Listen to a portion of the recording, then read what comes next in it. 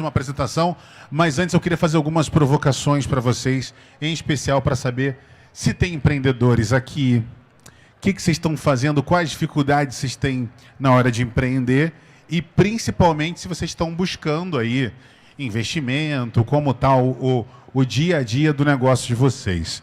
A gente entende que criar um negócio do zero ele tem uma série de dificuldades. A gente passa primeiro com aquela fase da curiosidade, onde a gente tem uma vontade grande de criar algo, e essa vontade de criar algo, simplesmente a gente fica aficionado com aquilo, a gente fica viciado naquilo, a gente não sabe como colocar aquilo no papel, e a gente não consegue pensar em absolutamente nada além disso. Depois da curiosidade, a gente tem a ideação, onde a gente começa a pensar como que eu consigo trocar um pouquinho as nossas atividades e começar a colocar toda essa curiosidade em ação, colocar toda essa curiosidade em prática. Depois da ideação, aí é onde a coisa começa a ficar mais divertida, é onde a gente inventa a tal da operação, onde a gente já começa a entender como que aqueles nossos experimentos começam a dar os primeiros sinais de resultado e de dinheiro para a gente. Então, quando a gente começa a olhar esse big picture, quando a gente começa a olhar esse cenário como um todo de começar a construir e dar os primeiros passos, né, nesse caminho de criar uma operação, o próximo passo é só a gente pensar na atração, como a gente consegue transformar essa primeira coisa que a gente criou em algo que consegue criar um sistema mais automatizado de criar um fluxo de dinheiro constante do bolso do nosso cliente para o bolso da nossa empresa. Mas lembrando que não é só criar um fluxo de dinheiro assim a qualquer custo, como se fosse mágica. A gente precisa entender e criar um negócio chamado modelo de negócio, é onde a gente cria a lógica de entrega e captura de valor por parte da organização.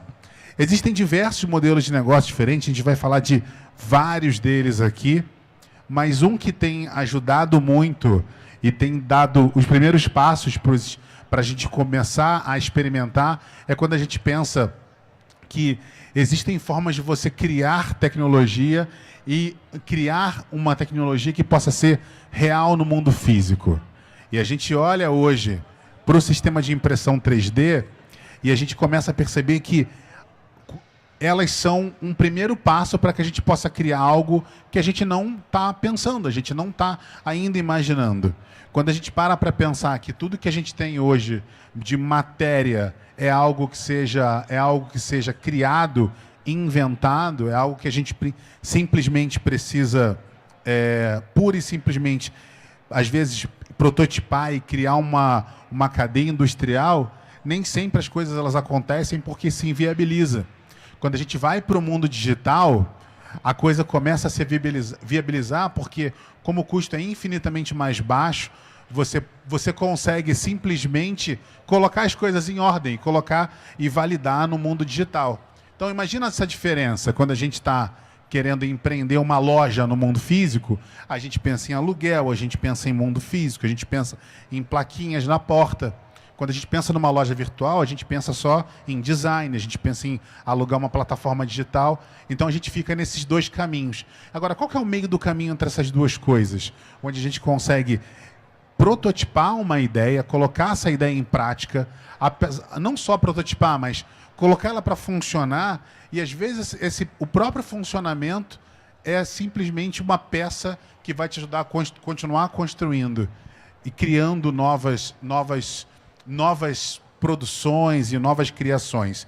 Uma das coisas que eu acho mais incrível e mágico nesse universo da impressão 3D é que você começa a criar hoje as impressoras filhotes. Então você compra uma impressora 3D, você começa a baixar uma série de protótipos de impressoras 3D, você começa a imprimir peças de impressoras 3D na sua primeira impressora 3D e você pode ter um filhote da sua própria impressora impresso por ela mesma. E o que é mais legal? Esse processo ele pode ser contínuo. Só que a nossa mente ela é linear. A gente não consegue imaginar e criar as coisas de maneira exponencial. A gente começa a pensar numa coisa e se a gente não estiver acompanhando aquela história passo a passo, que ela não vá se desenvolvendo, a gente encontra dificuldade para entender o passo final.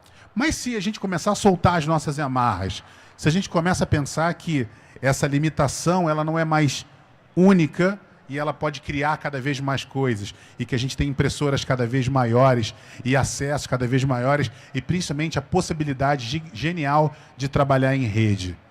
Trabalhar e criar mais oportunidades. É um pouco disso que a Juliana vai falar um pouco para a gente agora nessa apresentação, e eu vou pedir para vocês darem todo o carinho possível para essa moça incrível que vai subir aqui, que é a Juliana Martinelli, ela que já foi considerada uma das jovens mais promissoras do Brasil pela Forbes Under 30, e também fez parte da Comissão de Jovens Empreendedores do BRICS. Ela vai falar sobre a impressão 3D, que abre portas para o futuro do empreendedorismo no Brasil. Salva de palmas para a nossa querida Juliana aqui com a gente. Bem-vinda. Nossa audiência ao vivo está acompanhando você.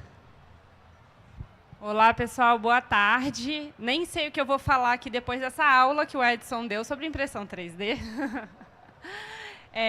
A gente tem algum lugarzinho para passar?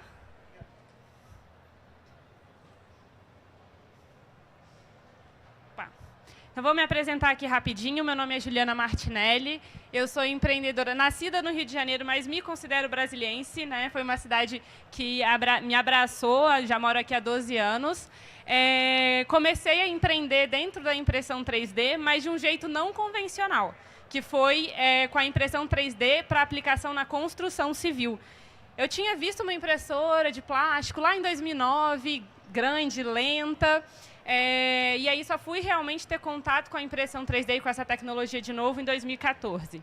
Sou CEO e fundadora da Inova House 3D, a primeira startup latino-americana a trabalhar com a construção civil usando robôs de impressão 3D.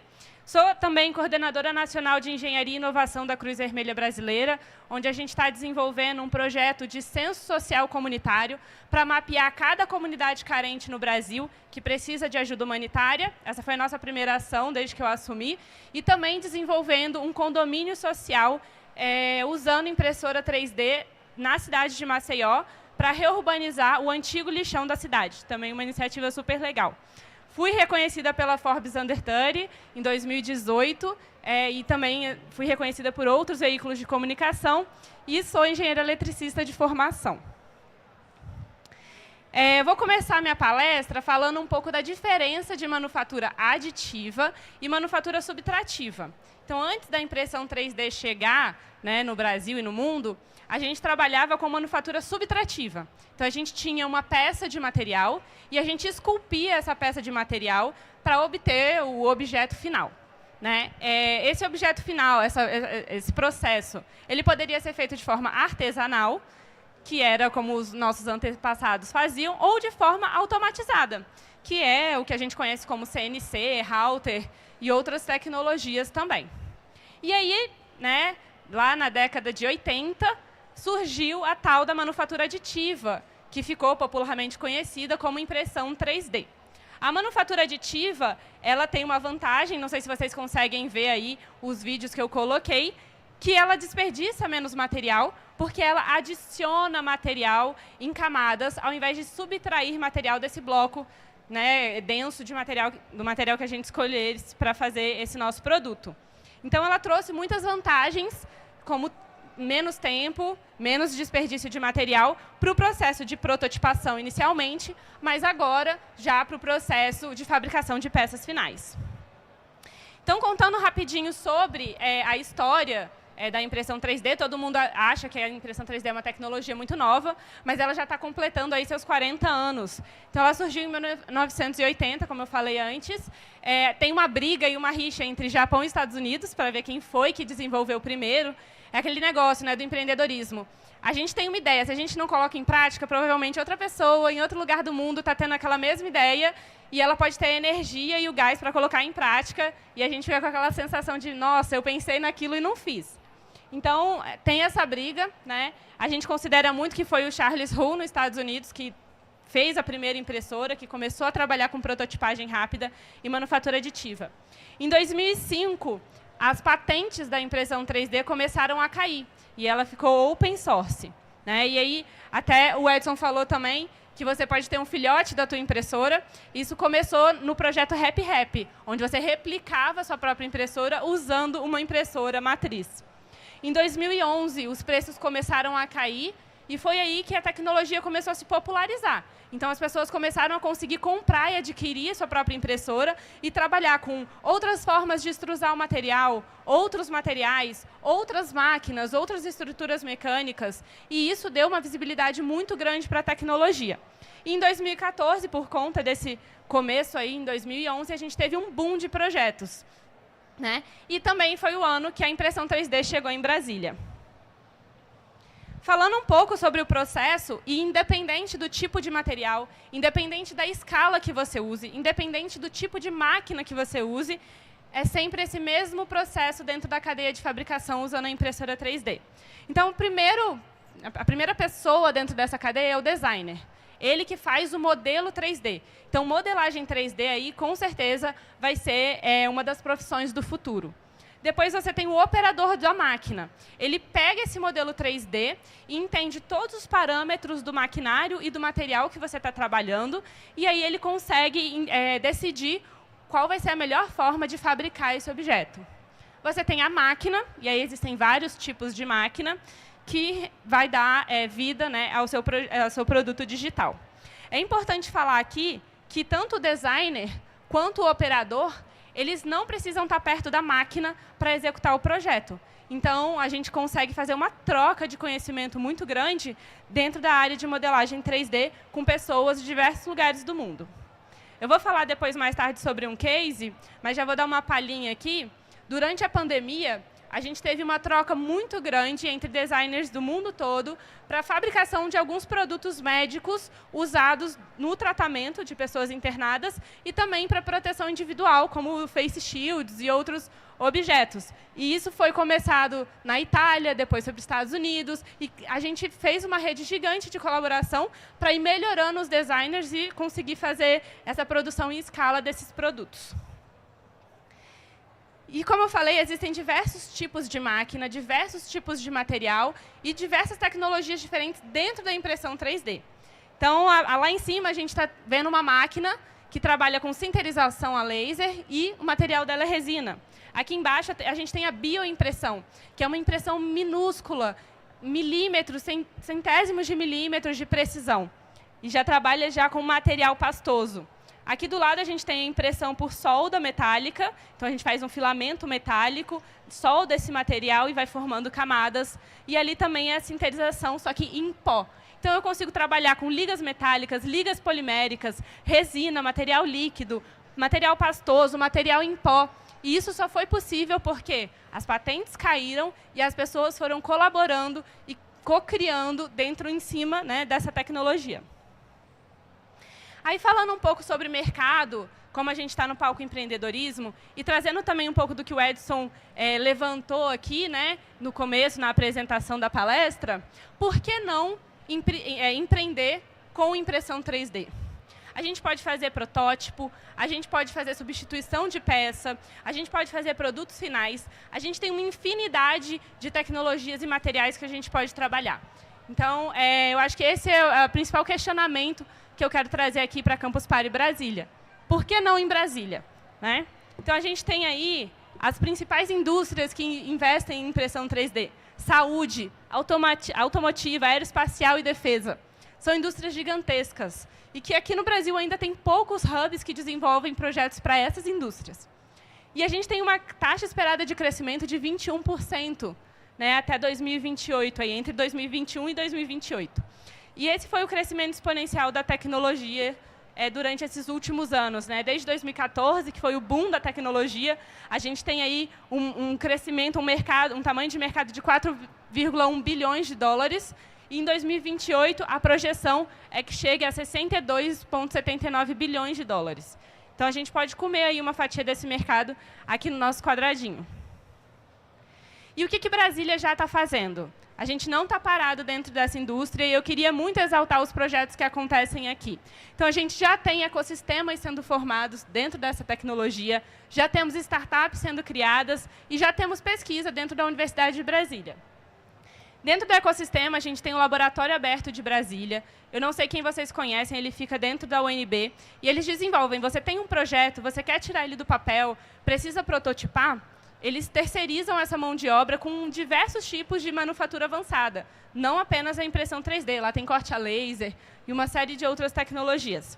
A gente tem a loja 3D, que é o maior e-commerce dentro do tema de impressão 3D do Brasil, e ele é daqui de Brasília. Então, você consegue encontrar impressoras 3D, filamentos, eles têm filamentos de marca própria, você consegue encontrar objetos impressos em 3D, você também pode mandar os seus projetos para serem fabricados lá, e eles também fazem manutenção de maquinário de impressão 3D.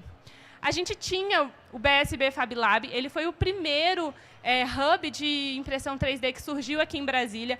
É uma entidade trazida pelo MIT, e infelizmente morreu, porque talvez por timing, né, começou muito cedo e aí a tecnologia ainda não tinha pegado direito aqui, mas quem sabe a gente não consegue reviver o Fab Lab aqui em Brasília. E a gente tem alguns coworkings que trabalham com esse tipo de tecnologia também. Startups, tem a minha, a Innova House 3D, que trabalha com impressão 3D para construção civil. A gente tem a Quintal, que trabalha muito para a área de arquitetura. Então, imagina, você projeta toda a sua planta, né, na aula de arquitetura, no computador, e depois você tem que transformar aquilo numa maquete. Antigamente, o pessoal fazia como? Tinha que cortar tudo de novo, fazer um retrabalho ali em cima daquilo. Hoje em dia, você manda o seu arquivo digital para uma empresa de impressão 3D e a sua maquete sai no meio físico. Tem a Duna, que também trabalha com fabricação digital. Ela fica dentro do Laboratório Aberto da UNB e é uma startup que nasceu de alunos da UNB, dentro de uma iniciativa de tecnologia da UNB. A gente tem a Artificer e a Bprinted, que também trabalham com terceirização de projetos usando impressora 3D. Em pesquisa, hoje, dentro da UNB, a gente tem pesquisa para melhoria de maquinário, a gente tem pesquisa para aumentar a escala, como eu falei. Na bioimpressão, a gente usa uma precisão de centésimos de milímetro. Na construção civil, a gente usa uma precisão de metros.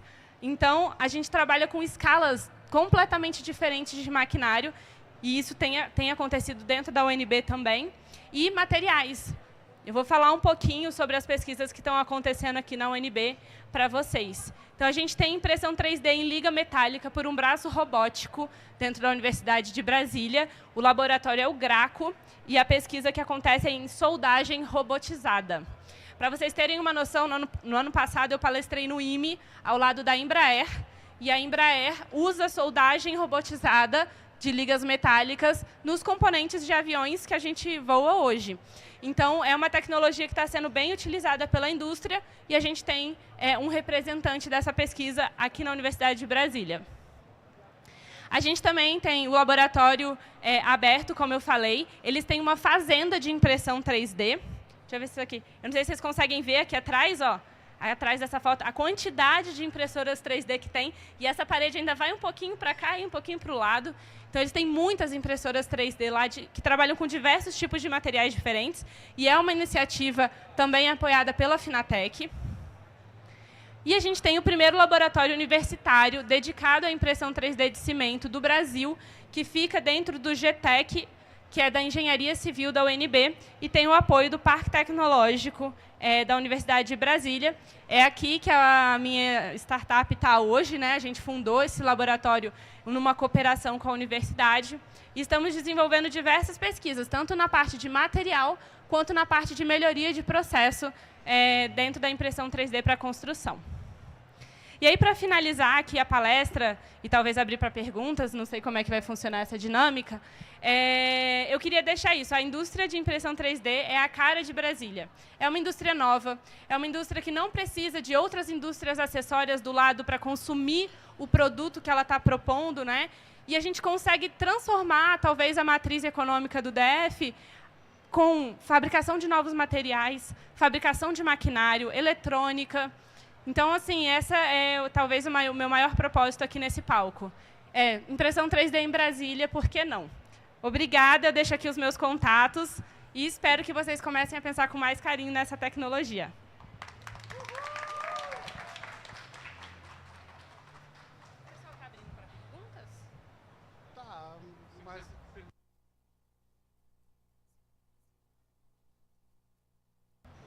Alguém tem alguma pergunta que quer fazer sobre impressão 3D, sobre as tecnologias, os projetos?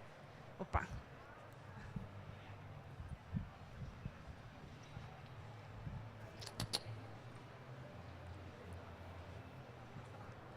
Prazer, meu nome é... Eita, alto. Prazer, meu nome é Thiago. Eu não sou de Brasília, mas a gente tem um projeto que está rodando desde 2019 em Cascavel, Paraná. A gente mexe com arte de arquitetura mais para ambiente e também fazemos maquete para todas as faculdades da região. Que estão naquela parte da formatura e todo mundo corre atrás, aquela correria. Aí eu queria conversar melhor para ver se a gente consegue uma ajuda daqui para lá, de lá para cá, como que a gente pode fazer.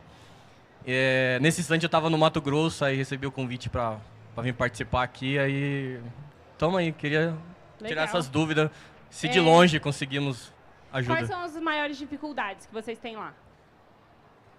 Acho que é no marketing mesmo, que eu posso até mostrar as peças, o Instagram, essas coisas assim, mais na parte empresarial mesmo. Como comunicar essa tecnologia para o seu público-alvo? Isso. Legal. Estamos meio que travado no tempo, mas tá indo tranquilo e tal, mas é aquele up que toda startup merece.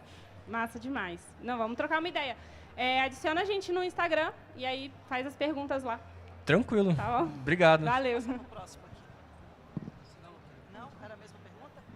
Mais alguém? Boa tarde, meu nome é Leandro. Essa impressora vai construir parafuso, vai construir peça de carro, vai chegar a construir isso? Qual o limite? Como eu falei, a indústria automotiva ela é uma das indústrias que mais está investindo na impressão 3D. E você já tem peças de carros impressas em 3D e você também tem a possibilidade de fazer moldes. A parte de molde hoje ela é muito cara. Para você testar, aquele molde não deu certo, você tem que ajustar milímetros. Então, você consegue prototipar moldes muito rápido e fazer esses moldes também para a indústria. Aí, assim, já existem parafusos, peças, engrenagens, todas feitas usando impressão 3D. Não vai acabar com alguns empregos, não? Vai extinguir alguns empregos, né, essa impressora? Quando a gente fala de automação de processo, isso é até uma pergunta que acontece muito por eu trabalhar na construção civil. A construção civil é uma das indústrias que mais entrega no Brasil hoje. Se eu automatizo o processo construtivo, que é onde entrega a massa da construção, eu não vou perder empregos. Mas, ao mesmo tempo, a indústria da construção é a indústria que mais tem processos trabalhistas e problemas de higiene e segurança no trabalho. Então, na verdade, eu penso que eu vou redistribuir essa massa e vou conseguir capacitar ela para que ela tenha um melhor desenvolvimento, um melhor trabalho mesmo, uma melhor condição de trabalho. E para esses trabalhos que a gente pensa de manufatura, de fabricação de parafuso, fabricação de peças, ele vai poder ser o operador da máquina, ele vai poder ser o designer, ele não precisa mais ficar lá soldando, mexendo com calor e processos que são insalubres. Por isso a gente tem a máquina, para fazer trabalhos repetitivos, para fazer trabalhos insalubres. A parte de criação, a gente pode recapacitar essa mão de obra e colocar ela para trabalhar dessa forma. Juliana, a última pergunta, e aí é minha mesmo. Hoje, a sua impressora 3D, ela foi fabricada aqui em Brasília e ela consegue imprimir quantas casas, em quanto tempo e quantos metros quadrados? A pergunta de milhões da Cris. Então, a impressora 3D que a gente tem hoje, a maior, a gente tem 3 impressoras hoje, né? 2 são para laboratórios e outra para ir para o canteiro. Essa impressora para ir para o canteiro, ela tem um volume de impressão um pouco personalizável. Então, a gente tem um arco, né, um pórtico, que a gente chama, de 7 metros de largura por 3,5 de altura. E a gente trabalha hoje com um eixo, que é nosso eixo Y. Ela é 3D porque ela funciona no eixo X, Y e Z. Então, o nosso eixo Y ele tem 10 metros, né, de comprimento. E aí a gente consegue personalizar esse eixo. Só que dependendo da estrutura que você quer fazer, vai ficar muito compridona, né? Então, não fica muito estético. Mas aí, com isso, a gente tem mais ou menos aí uma área de impressão de 70 metros quadrados. A gente chegou em alguns números recentemente, até com a ajuda de uma consultoria, né, que ela é 20% mais barata do que uma construção convencional. Ela fica pronta 7 vezes mais rápido, ela usa de 2 a 3 vezes menos mão de obra e ela gera de 30% a 60% menos resíduo do que a construção convencional. Então, são aí os nossos grandes números. Boa tarde, meu nome é Maicon e eu queria saber como é que se faz para começar nesse mundo, né, da impressão. Qual é a impressora de entrada e valores também, o quanto que eu preciso para simplesmente começar. Uhum. Então, existem várias formas de começar. Como eu falei, eu não comecei da forma convencional. E aí, depois que a gente decidiu tocar esse projeto e usar a impressão 3D como uma ferramenta para melhorar a construção civil, a gente começou a assistir um vídeo no YouTube, e esse vídeo no YouTube ensinava você a montar a sua própria impressora. E a gente comprou as peças e foi montando, e a gente montou a nossa primeira impressora. Inclusive, ela vai estar lá no estande do Parque Tecnológico, quem quiser conhecer a nossa impressora Alpha aí. E aí a gente foi aprendemos a montar, entendemos todo o mecanismo por trás e a gente foi aprimorando a nossa própria impressora. Mas hoje, a gente gastou na época, foi em 2015 isso, mais ou menos uns 400, 500 reais para montar essa impressora toda. Mas hoje você já consegue comprar uma pronta do mercado, por exemplo, a que eu aconselho para pessoas que estão começando é a Ender. A Ender é uma impressora ótima, com uma qualidade excelente, e você consegue encontrar aí Ender usada por uns 700 reais. E aí você já consegue baixar modelos gratuitos, que existem modelos gratuitos na internet, de produtos que você pode vender. Vaso de planta, objetos de decoração, uma série de coisas. Personagens de filme, eu tenho um monte do Star Wars impresso na minha casa. Então, você consegue atender algum mercado, mesmo sem saber modelar. Como eu falei lá na frente, o designer ele não precisa estar do lado da impressora. E você tem essa comunidade muito engajada a movimentar esse mercado. Então, você encontra modelos gratuitos para baixar na internet e já começar o seu pequeno negócio. Bom, pessoal, eu vou encerrando por aqui. Acho que não tem mais nenhuma pergunta. Deixo aberto de novo os meus contatos, as nossas redes sociais. Colocando Impressão 3D Brasília ou Inova House 3D no Google, você consegue encontrar todos os nossos contatos. E